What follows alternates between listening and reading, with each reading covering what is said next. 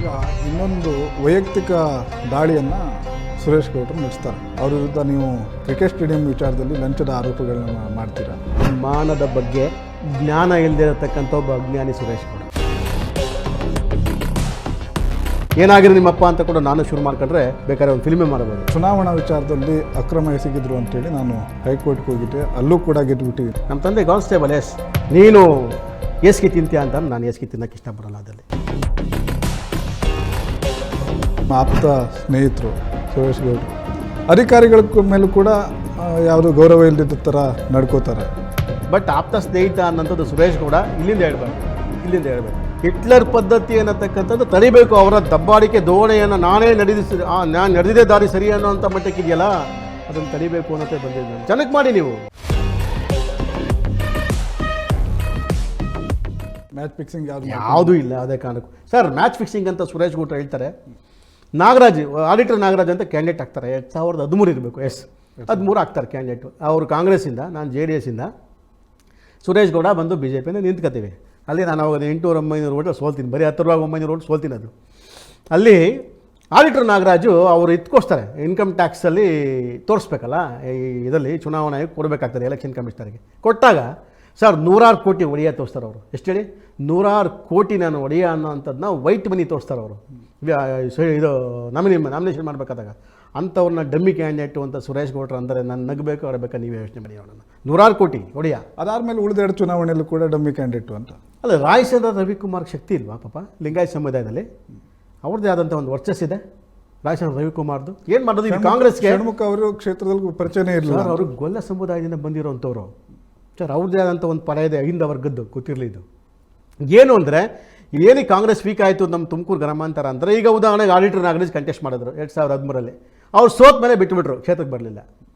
ಅಲ್ಲಿ ಸಂಘಟನೆ ಮಾಡೋಕ್ಕೆ ಯಾರೋ ಒಬ್ಬ ದಾತ ಇರಲಿಲ್ಲ ಅಲ್ಲಿ, ಹಿಂಗಾಗಿ ವೀಕ್ ಆಯಿತು. ಮತ್ತು ಇವ್ರನ್ನ ರಾಯಚಂದ್ರ ರವಿಕುಮಾರ್ ಅವರು ಕೂಡ ನಿಂತ್ಕೊಂಡ್ರು. ಅವ್ರು ನಿಂತಾಗಲೂ ಕೂಡ ಅವ್ರು ಸೋತರು, ಅವರು ಕ್ಷೇತ್ರ ಬಿಟ್ಟು ಹೊಟ್ಟೋಗ್ಬಿಟ್ರು. ಷಣ್ಮುಖಪ್ಪ ಸೋತು ಸೈಲೆಂಟ್ ಆಗೋದು ಕ್ಷೇತ್ರ ಇದು. ಹಿಂಗಾಗಿ ಇಲ್ಲಿ ಕಾಂಗ್ರೆಸ್ ಇದೆ, ಯಾರು ಲೀಡರ್ ಬೇಕಾಗಿತ್ತು ಅನ್ನೋದು ಇತ್ತು. ಸೊ ಅದಕ್ಕೆ DK ಶಿವಕುಮಾರ್ ಅವರು ನೀನು ಬಂದರೆ ಸರಿ ಅಂತೇಳಿ, ಪರಮೇಶ್ವರ್ ಅವ್ರು ಬೇಕು ಸರಿ ಅಂತೇಳಿ, ಇದು ನೀನೇ ಸರಿ ಅಂತೇಳಿ ನನ್ನ ಕಾಂಗ್ರೆಸ್ಗೆ ಕರ್ಕೊಂಬರೋಂಥ ಕೆಲಸವನ್ನು ಮಾಡಿದ್ರು. ಈಗ ಇನ್ನೊಂದು ವೈಯಕ್ತಿಕ ದಾಳಿಯನ್ನು ಸುರೇಶ್ ಗೌಡರು ನಡೆಸ್ತಾರೆ. ಅವ್ರ ವಿರುದ್ಧ ನೀವು ಏನು ಈಗ ಕ್ರಿಕೆಟ್ ಸ್ಟೇಡಿಯಂ ವಿಚಾರದಲ್ಲಿ ಲಂಚದ ಆರೋಪಗಳನ್ನ ಮಾಡ್ತೀರಾ. ಆ ವಿಚಾರವನ್ನು ಇಟ್ಕೊಂಡು ಚೆನ್ನಿಗಪ್ಪನವರು ಪೊಲೀಸ್ ಕಾನ್ಸ್ಟೇಬಲ್ ಆಗಿದ್ದಂಥವ್ರು, ಅವರು ಮಂತ್ರಿಗಳಾಗ್ತಾರೆ. ಮಂತ್ರಿಗಳಾದ ನಂತರ ಅವ್ರ ಕಾಲೇಜ್ಗಳಿಗೆ ಇಟ್ಟಿಗೆ ಫ್ಯಾಕ್ಟ್ರಿಗಳಿಂದ ಇಟ್ಟಿಗೆಗಳನ್ನ ಹೊಡಿಸ್ತಾರೆ, ಇಲ್ಲಿ ಕಬ್ಬಣದ ಫ್ಯಾಕ್ಟ್ರಿಗಳಿಂದ ಕಬ್ಬಣನ ಹೊಡಿಸ್ತಾರೆ. ಅವರು ಗಾಜಿನ ಮನೇಲಿ ಕೂತ್ಕೊಂಡು ಇನ್ನೊಂದು ಮನೆಗೆ ಕಲ್ಲು ಹೊಡಿಬಾರ್ದು ಅನ್ನುವಂಥ ರೀತಿಯಲ್ಲಿ ಮಾತುಗಳನ್ನ ಹೇಳ್ತಾರೆ. ಅದೇ ಪ್ರೆಸ್ ಮೀಟಲ್ಲಿ ವಿಚಾರ ಹೇಳಿದೆ ನಾನು. ಸುರೇಶ್ ಗೌಡನಿಗೆ ಹೇಳೋದು, ಇವತ್ತು ನೀವು ಪ್ರೆಸ್ ಮೀಟ್ ಮಾಡಬೇಕಾದಾಗ ನನ್ನ ತಂದೆ ಬಗ್ಗೆ ಮಾತಾಡಿದ್ದೀರಿ. ಮನುಷ್ಯ ಜೀವಂತವಿದ್ದಾಗ ಅವ್ರ ಬಗ್ಗೆ ಚರ್ಚೆ ಮಾಡಿ, ಸತ್ತಾಗ ಎಲ್ಲ ಸ್ವರ್ಗಲಿರ್ತಾರೆ ಅವರು. ನಿಮ್ಮಪ್ಪ ಕೂಡ ಸತ್ತೋಗೋರು ಇವತ್ತು. ಸುರೇಶ್ ಗೌಡನಿಗೆ ಹೇಳೋದು ನಾನು, ನಿಮ್ಮ ತಂದೆ ಕೂಡ ತೀರೋಗ್ಬಿಟ್ಟವ್ರೆ. ನಿನ್ನೆ ಪ್ರೆಸ್ ಮೀಟ್ ನೀವು ಮಾಡಿದ್ರಿ. ನೀವು ಮಾಡಬೇಕಾದಾಗ ನನ್ನ ತಂದೆ ಬಗ್ಗೆ ಭಾಳ ಲಘುವಾಗಿ ಮಾತಾಡ್ಬಿಟ್ಟಿದ್ದೀರಾ. ನಾನು ಕೂಡ ಇವತ್ತು ಪ್ರೆಸ್ ಮೀಟ್ ಮಾಡ್ತಾಯಿದ್ದೀನಿ. ನಾನು ಕೂಡ ಏನು ಬೇಕಾದ್ರೆ ಮಾಡ್ಬೋದು. ಮಾಧ್ಯಮದವರವರೇ ಜನ ನೋಡ್ತಾರೆ ಅಂತ ಹೇಳ್ಬಿಟ್ಟು ನಿಮ್ಮ ತಂದೆ ಬಗ್ಗೆ ಹೆಂಗೆ ಬೇಕಾದ್ರೆ ನಾನು ಮಾತಾಡ್ಬೋದು. ಏನಾಗಿರೋ ನಿಮ್ಮಪ್ಪ ಅಂತ ಕೂಡ ನಾನು ಶುರು ಮಾಡ್ಕೊಂಡ್ರೆ ಬೇಕಾದ್ರೆ ಒಂದು ಫಿಲ್ಮೇ ಮಾಡ್ಬೋದು. ಬಟ್ ನಾನು ಮಾತಾಡೋಕ್ಕೆ ಹೋಗಲ್ಲ. ಬಿಕಾಸ್ ನಿಮ್ಮ ತಂದೆ ನಮ್ಮ ತಂದೆ ಸಮಾನರು. ನಂಗೆ ರೆಸ್ಪೆಕ್ಟ್ ಇದೆ, ಅವ್ರ ಬಗ್ಗೆ ಗೌರವ ಇದೆ. ಅವ್ರ ಬಗ್ಗೆ ನಾನು ಮಾತಾಡೋಕ್ಕೆ ಹೋಗಲ್ಲ. ನೀನು ಎಸ್ಗೆ ತಿಂತೀಯ ಅಂತ ನಾನು ಎಸ್ಗೆ ತಿನ್ನೋಕ್ಕೆ ಇಷ್ಟಪಡಲ್ಲ ಅದರಲ್ಲಿ. ಯಾಕೆಂದರೆ ಈ ವಿಚಾರದಲ್ಲಿ ಹೌದು ನಮ್ಮಪ್ಪ ಕಾನ್ಸ್ಟೇಬಲ್, ನನಗೆ ಹೆಮ್ಮೆ ಇದೆ ರೀ. ಇವತ್ತು ಸುರೇಶ್ ಗೌಡ ಇವತ್ತು ಕಾರಲ್ಲಿ ಹೋಗ್ತಾರಲ್ಲ, ಗನ್ಮ್ಯಾನ್ ಇದ್ದಾನಲ್ಲ, ಅವ್ರು ಗನ್ಮ್ಯಾನ್ ಯಾರವರು? Constable. Is a constable. Without him can you go to the constituency? ಹೋಗ್ತಾರಾ? ಗನ್ಮ್ಯಾನ್ ಬೇಕು ಅಂತಾರೆ. ಯಾಕೆ? ಅವ್ರು MLA ಆಗಿದ್ದು ಎಷ್ಟೇ 1000 ಓಟ್ ತಗೊಂಡು, ಎಷ್ಟೇ ಲಕ್ಷ ಓಟ್ ತಗೊಂಡು MLA ಆದರೂ ಕೂಡ ವಿಧಾನಸೌಧ ಒಳಗಡೆ ಹೋದರೆ ಆಚೆ ಬಂದಾಗ ರಕ್ಷಣೆ ಕೊಡೋದಿರಪ್ಪ ನಿಮ್ಮ ಗನ್ಮ್ಯಾನ್ ಕಂಡ್ರೆ. Is a constable. ನನಗೆ ಹೆಮ್ಮೆ ಇದೆ ರೀ. ನಾನು ಪೊಲೀಸ್ ಬ್ಲಡ್ ಅಂತ ಹೇಳ್ಕೊಳಕ್ಕೆ ನಮ್ಗೆ ಹೆಮ್ಮೆ ಇದೆ. ನಮ್ಮ ಕುಟುಂಬ, ನಮ್ಮ ತಂದೆ ಕಾನ್ಸ್ಟೇಬಲ್. ಒಬ್ಬ ಕಾನ್ಸ್ಟೇಬಲ್ ಆಗಿ ವ್ಯವಹಾರಕ್ಕೆ ಬಂದು ಮಂತ್ರಿಗಳಾಗಿ ರಾಜ್ಯದಲ್ಲಿ ಅವ್ರದ್ದೇ ಆದಂಥ ಒಂದು ಚಾಪ್ ಮೂಡಿಸಿರುವಂಥದ್ದು ಒಬ್ಬ ವರ್ಣರಂಜಿತ ರಾಜಕಾರಣಿ ಅನ್ನತಕ್ಕಂಥದ್ದು ನಾನೇ ಅಲ್ಲ. BJP ಮಂತ್ರಿಗಳು, ಮುಖ್ಯಮಂತ್ರಿಗಳು ಹೇಳೋರೆ, ಕಾಂಗ್ರೆಸ್ ಇರೋ ಮಂತ್ರಿಗಳು ಕೂಡ ನನಗೆ ಹೇಳೋವಂಥ ಕೆಲಸ ಆಗಿದೆ. ಇರ್ಬೋದು.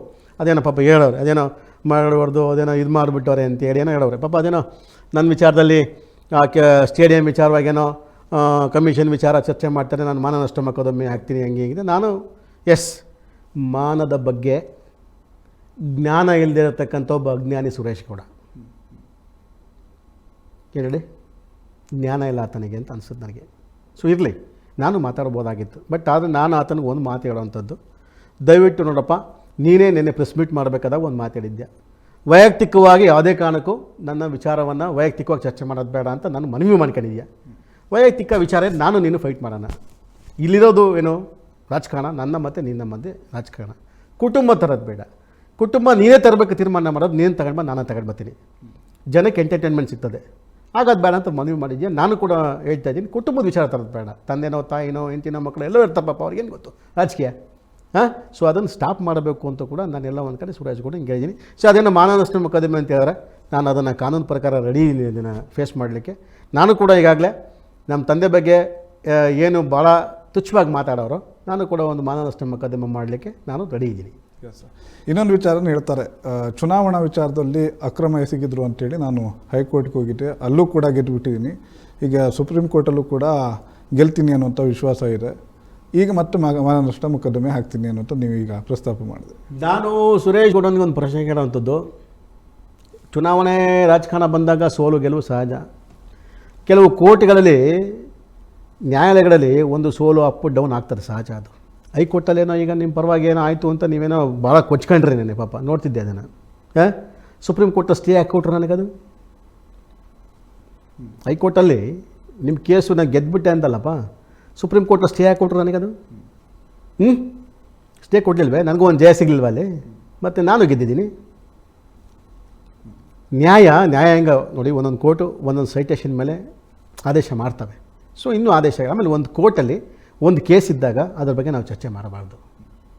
ನ್ಯಾಯಾಧೀಶರು ಯಾವಾಗ ಏನು ಸ್ಟೇಟ್ಮೆಂಟ್ ಆದೇಶ ಕೊಡ್ತಾರೋ ಅದಕ್ಕೆ ನಾವೆಲ್ಲ ತಲೆಬಾಗಬೇಕಾಗ್ತದೆ. ನಾನು ಅದನ್ನು ಒಪ್ಕೊಂಬಂದಿರೋ ಮೊದಲಿಂದ ಆ ಸಿದ್ಧಾಂತನ ಬಳಸ್ಕೊಂಬಂದಿದ್ದೀನಿ. ಈತ ಒಂದು ನ್ಯಾಯಾಲಯದಲ್ಲಿ ಇರಬೇಕಾದಾಗ, ಒಂದು ಕೇಸ್ ಇರಬೇಕಾದಾಗ ಅದನ್ನು ಚಾಲೆಂಜ್ ಮಾಡಿ ನಾನೇ ಗೆಲ್ತೀನಿ ಅನ್ನೋ ಮಟ್ಟಿಗೆ ಮಾತಾಡೋದಿದೆಯಲ್ಲ, ಈಸ್ ಎ ಜಡ್ಜ್. ನಾನು ಇದ್ರ ಮೇಲೆ ಒಂದು ಕೇಸ್ ಹಾಕ್ಬೋದು, ಈಗ ಮನಸ್ಸು ಮಾಡಿದ್ರೆ ಗೊತ್ತಿರಲಿ.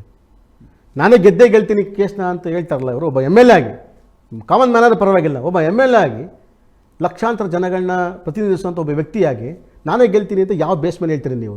Is A judge. ಇದ್ರ ಮೇಲೆ ಒಂದು ಕೇಸ್ ಹಾಕ್ಬೋದು ಮನಸ್ಸು ಮಾಡೋರು. ನಾನು ಗೊತ್ತಿಲ್ಲ ಪಾಪ ಆತನಿಗೆ, ಇರಲಿ.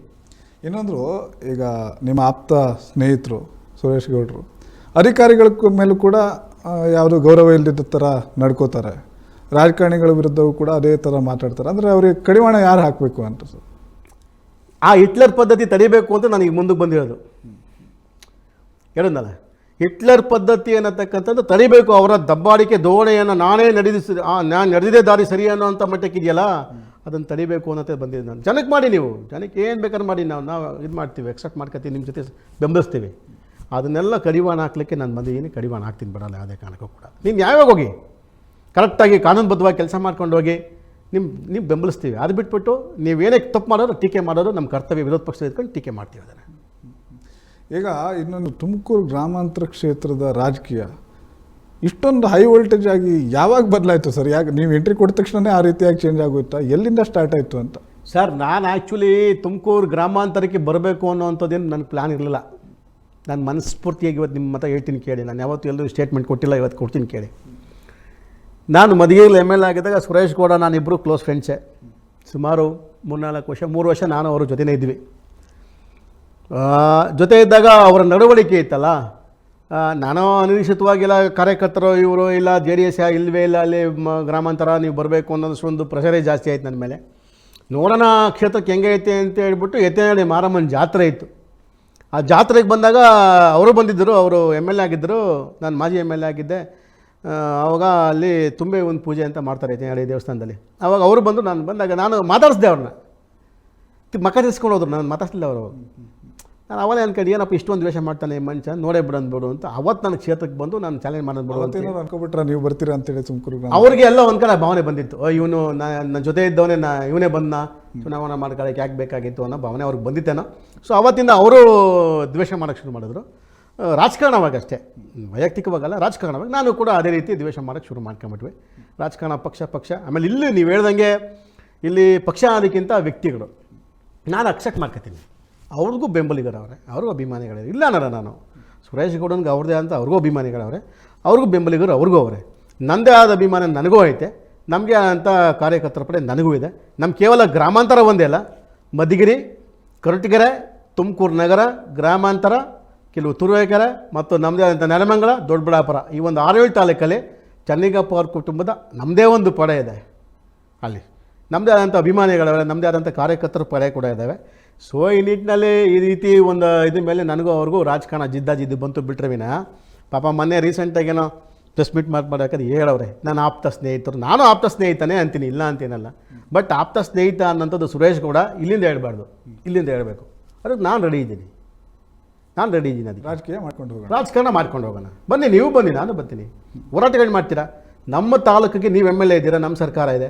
ನಮ್ಮ ತಾಲೂಕಿಗೆ ಜನಗಳಿಗೆ, ರೈತರಿಗೆ ಅನ್ಯಾಯ ಆದಾಗ, ಮಕ್ಕಳಿಗೆ ಅನ್ಯಾಯ ಆದಾಗ ನೀವು ಹೋರಾಟ ಮಾಡೋದಾದರೆ ನನ್ನ ಬೆಂಬಲ ಕೋರಿ ನಿಮ್ಮ ಜೊತೆ ನಾನು ಸಪೋರ್ಟ್ ಮಾಡ್ತೀನಿ. ನಾನು ರೆಡಿ ಇದ್ದೀನಿ. ಅದನ್ನು ಬಿಟ್ಬಿಟ್ಟು ನೀವೆಲ್ಲ ಒಂದು ಕಡೆ ನಾನು ಕರೆದುಬಿಟ್ರೆ ನನಗೆಲ್ಲ ಹೆಸರು ಕಮ್ಮಿ ಆಗುತ್ತೋ ಅಂತ ನಮ್ಮನ್ನು ಕರೆಯೋದಿಲ್ವಲ್ಲ ನೀವು. ಯಾರು ಸಪೋರ್ಟ್ ಮಾಡ್ತಾರೆ ನಿಮಗೆ? ಈ ಧೋರಣೆ ಬೇಡ ಅಂತ ಅಷ್ಟೇ ನನ್ನ ಅಭಿಪ್ರಾಯ. ಈಗ